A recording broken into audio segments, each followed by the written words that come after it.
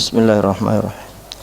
Assalamualaikum warahmatullahi wabarakatuh.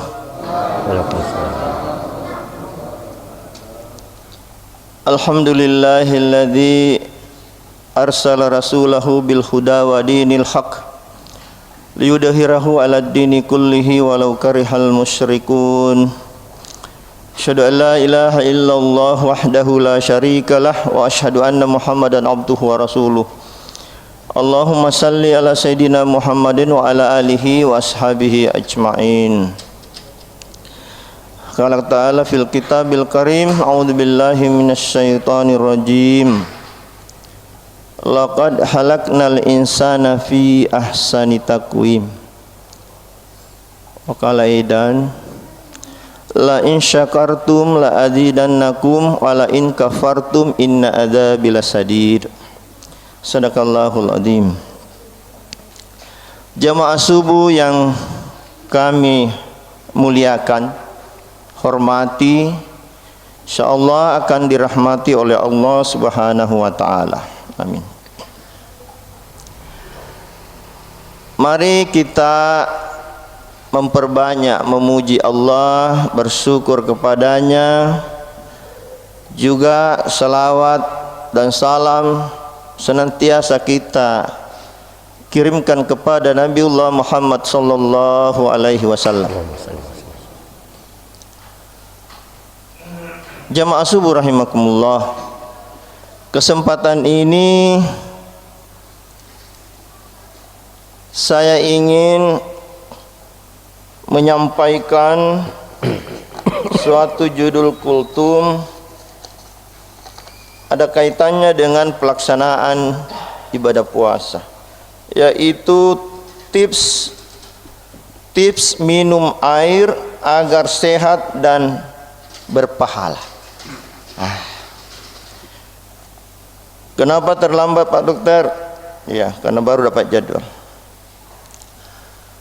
Ayat yang saya kemukakan dalam pembukaan tadi, bahwa Allah telah menciptakan manusia ini dengan sesempurna mungkin, sesempurna-sempurnanya. Ada otak, ada jantung, ada ginjal yang begitu luar biasa fungsinya. Tetapi ingat, sudah diberikan kelengkapan tubuh demikian, apakah kita sudah mensyukurinya? Iya, karena kalau kita mensyukurinya akan ditambahkan fungsi-fungsi tersebut. Akan tetapi wala in kafartum la adidannakum inna adzabil sadid. Tapi kalau kita mengkufurinya, tunggu azabnya. Salah satu bentuk mensyukuri tubuh ini, apakah kita sudah pakai untuk beribadah dengan baik kepadanya. Yang kedua, apakah kita sudah memberikan hak-haknya tubuh kita ini dengan baik. Kalau dia haus, apakah kita sudah kasih minum yang cukup? Kalau dia lapar, apakah kita sudah kasih makanan? Kalau dia ngantuk, apakah kita langsung istirahat atau tidur? Itu sinyal. Menurut ilmu kesehatan, kalau sinyal ini ada, terus kita tidak penuhi itu, tunggu akan terjadi gangguan, bahkan timbul penyakit yang berat. Ini saya konsen kepada air yang kita minum. Kalau saya tanya, apakah kita sudah merasa cukup minum air dalam bulan Ramadan ini? Ya, Pak Anto, berapa gelas kita minum sehari? 3 gelas. Ibu, berapa kita minum sehari? Gelas 10. Wah, wih, ada 8. Alhamdulillah, ada peningkatan dari Pak Anto. Itu contoh saja, tapi yang jelas kita jawab diri tak sendiri, apa kita sudah mensyukuri tubuh yang diberikan oleh Allah. Kita sedang pernah mendengar ya. Saya kasih dulu salah satu sabda Rasulullah SAW diriwayatkan oleh Tirmizi, yang artinya begini: cukuplah anak Adam memakan beberapa suapan untuk menegakkan punggungnya. Kalaupun itu harus lebih, maka sepertiga dari perutnya isi dengan makanan, sepertiga untuk minum, dan sepertiga lagi untuk bernapas. Artinya kalau untuk bernapas, kasih longgar-longgar, ada udaranya. Ya, jangan kasih penuh semua makanan, airnya tidak ada ke tempat. Nah, apalagi bernapas. Nah, jadi ini dasarnya. Saya ingin sampaikan dulu, dalam Al-Quran menyebutkan lautan identik dengan air. Itu 32 kali disebut di dalam Al-Quranul Karim. Daratan ya, itu cuma 13 kali. Kandungannya yang dijelaskan di situ, kalau di lautan itu 71,11% air, sedangkan daratan cuma 28,89%. Artinya apa? Ini air sangat dibutuhkan, termasuk dalam tubuh kita. Kita lihat ini tubuh kita kayak benda padat ya. Jangan heran bahwa kandungan air di dalam tubuh kita ini 80%.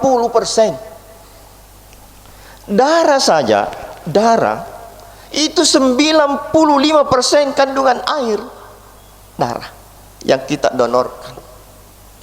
Otak kita ini 90% kandungan air. Organ lain rata-rata 80% paling tinggi yang dibawanya. Sehingga 80% rata-rata seluruh tubuh ini adalah air. Apakah sudah cukup? Jangan-jangan kita semakin tua Ramadan, semakin loyo kita, semakin aduh, kenapa lemas sekali kurasa. Kurang air ki kapang. Pak dokter nak banyak sekali, belum Pak hatam ini. Tidak usah minum. Lalu lupa ini. Imsak ki, lalu lupa ini. Hati-hati ki. Terjadi penyakit berat yang akan saya jelaskan sebentar. Ya. Keluarnya air dari dalam tubuh kita melalui buang air kecil, keringat, bernapas saja keluar. Belum air mata keluar kalau kita berdoa dengan khusyuk kepada Allah, keluar lagi. Belum yang influenza keluar dari hidungnya. Ya. Ini semua perlu diganti, apalagi komposisi air dalam tubuh 80%. Nah, pernah kita dengar bahwa minimal air yang masuk dalam tubuh sehari adalah 2 liter. Pernah tahu? Ya, itu minimal. Alias kalau gelasnya dipakai 8 gelas, karena biasanya gelas itu rata-rata 250 cc. Pernah saya ukur.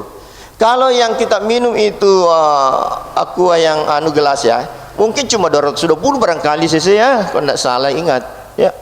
Jadi kita mau hitung. Tapi dia bilang, susahnya. Nah, kita kan ada yang besar, lebar permukaannya. Nah, penguapan juga di situ banyak. Untuk gampangnya 30 cc air per kilogram berat badan. Kita sudah tahu kebutuhan tak sendiri. Kalau misalnya 50 saja, 50 kilo berat badan tak, kali 30 cc berarti 1,5 liter. Jadi satu botol besar itu yakinkan memang harus habis. Kalau cuma 50 kilo berat tak, tapi rata-rata kan 60, 70, bahkan ada yang lebih. Kali 30 makin cc. Itu yang kita butuhkan. Itulah yang dibutuhkan tubuh kita. Kalau kurang gimana Pak Dokter? tubuh akan melakukan keseimbangannya. Artinya apa? Dia menarik air yang dibutuhkan itu dari komponen yang terdekat. Yang terdekat itu adalah darah. Dia menarik air dari situ. Akhirnya apa? Kental darata. Saat kental inilah terjadi penyakit serangan jantung, serangan otak atau stroke, gangguan ginjal yang harus dicuci darah. Di situ semua. Kalau terjadi kekentalan. Dan memang harus begitu. Di mana mau ambil? Karena ini air perlu untuk metabolisme, perlu untuk detoksifikasi. Kalau kita kurang minum itu, insya Allah. Nah, ada yang bagus. Bagaimana judulnya tadi? Sumber pahala. Itu air selain cukup, kita pilih air yang betul-betul bagus. Yang bagus itu yang kristalnya teratur seperti kembang yang teratur, tidak kacau molekulnya. Bagaimana caranya? Kalau kita mengaji, mau tadarus, ambil air di situ. Kita buka tutupnya, kita mengaji. Kalau kita perdengarkan kalimat-kalimat yang mulia ataukah lagu-lagu yang islami, itu akan teratur kristalnya. Itu sudah penelitian. Non muslim orang Jepang, begitu hebatnya ternyata Islam itu. Ya, apalagi kalau kita sudah mengaji. Itulah makanya di Masjid Jami, kalau di luar bulan suci Ramadan, setiap malam Jumat kita adakan tahatam. Dibuka banyak sekali botol-botol di situ, dibuka. Kita lihat Profesor Wajdi, kalau dia datang di suatu tempat pasti banyak orang bawa air untuk di sabab-sabab dibaca-bacai. Memang ajaran kita Muhammad siapa itu? Nabi kitab Muhammad SAW itu dengan air putih. Ya, saya ingat Ali Jaber almarhum ya. Setiap mau minum itu minimal 3 kali Al-Fatihah dibacakan baru diminum. Disitulah kualitas air yang berkah berpahala. Ya. Kemudian, jadi itu tipsnya yang bagus ya. Kemudian kita pilih air yang hangat. Nah, yang hangat. Saya tidak melarang yang dingin, tidak. Cuma kalau ada pilihan yang hangat. Karena memperbaiki saluran cerna kita. Saya akan sampaikan dulu akibatnya. Akibatnya ginjal terancam karena terjadi kentalnya itu aliran darah. Kentalnya darah sehingga penyaringan di dalam ginjal itu rusak karena keras, rusak. Nah, itulah terjadi fungsinya ginjal nol sehingga harus cuci darah. Kemudian jantung, terjadi penyumbatan di aliran darah sehingga terjadi serangan jantung. Di otak, karena kentalnya sehingga pecah pembuluh darah otak. Itu namanya serangan otak, stroke, ngorok, mati. Akhir-akhir ini saya perhatikan, ada teman saya seangkatan saya di kedokteran meninggal karena jantung awal-awal puasa. Akhir ini banyak kejadian serangan jantung yang tadinya tidak ada gejala. Jangan-jangan karena kurang minum ini. Atur minum tak Bapak Ibu. Jangan kita malas, apalagi sudah umur 50 tahun ke atas, tidak ada, kurang respon hausnya. Jadi intinya adalah jangan kita menunggu haus baru minum.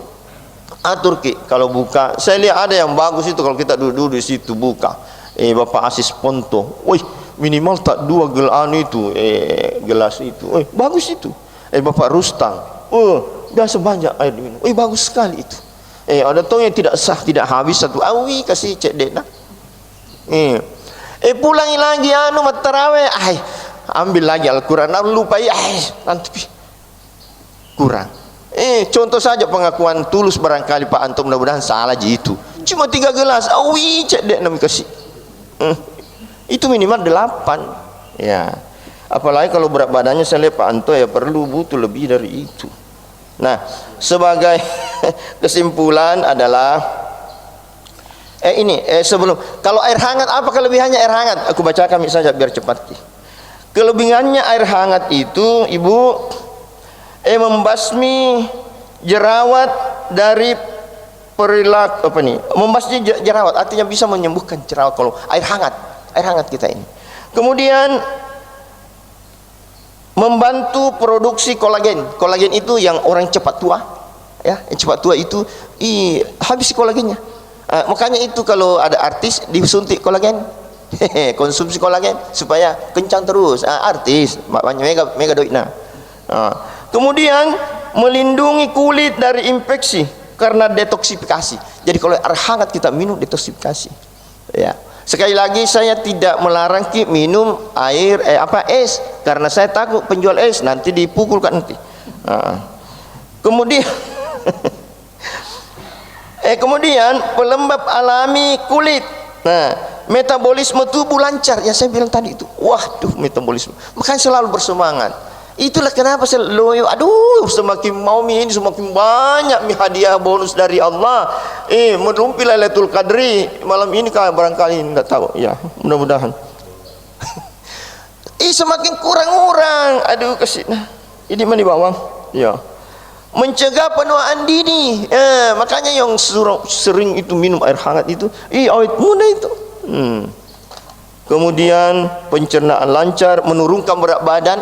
Bagi yang merasa kelebihan berat badan, minum air hangat, tidak perlu kita lagi lari-lari. Tapi kalau kita mau jalan-jalan lagi lebih bagus lagi. Kemudian sirkulasi darah lancar. Itu tadi, kalau kental ini sirkulasi darah. Apalagi kalau sudah umur tua, selangnya itu berkarat nih. Ada selang situ saya pakai berapa tahun itu. Saya bandingkan dengan yang baru. Itu selang pakai cuci mobil. Susah ditekuk kaku mi. Banyak tomi lubungnya. Sama mi itu kalau sudah tua mi. Apalagi seperti saya. Tidak bisa mi. Jadi seperti itu pembuluh darah. Kesimpulan, 1, untuk mencegah penyakit yang berbahaya, misalnya stroke, penyakit jantung, ginjal, gangguan usus, maka minumlah air putih hangat yang cukup, termasuk menjaga kulit sehat dan awet muda. 2, jangan menunggu haus baru minum, tapi harus diperhitungkan sesuai dengan kondisi kita masing-masing. 3, minum air hangat sesuai sunnah Rasul untuk mendapatkan pahala dan keberkahan. Bagaimana sesuai sunnah Rasul? Supaya berkahnya, pegang dengan tangan kanan dalam posisi duduk, jangan berdiri. Kemudian 3 kali tegukan. Setiap tegukan awali dengan basmalah, selesai dengan hamdalah. Kemudian sebelum diminum cium-cium, lihat dulu, lihat ada kotoran tidak ini, baru cium-cium kalau perlu, siapa tahu busuk nih. Itu makanya hidung di depan bukan di belakang, supaya gampang. Sebelum masuk cium dulu, lihat. Kemudian setelah semua rangkaian 3 kali itu kita baca alhamdulillah wa syukrillah. Itulah sesuai sunnah Rasul supaya berkah. Demikian. Kemudian terakhir, salah satu ciri mencintai dan dicintai Rasul adalah melaksanakan sunnahnya, dan setiap sunnah pasti ada kebaikan yang tersirat. Demikian, lebih dan kurangnya mohon dimaafkan. Semoga ada manfaatnya, terutama kepada si pembicara. Subhanakallah bihamdika asyhadu an la ilaha illa anta astaghfiruka wa atubu ilaik. Billahi taufiq wal hidayah. Wassalamualaikum warahmatullahi wabarakatuh. Waalaikumsalam.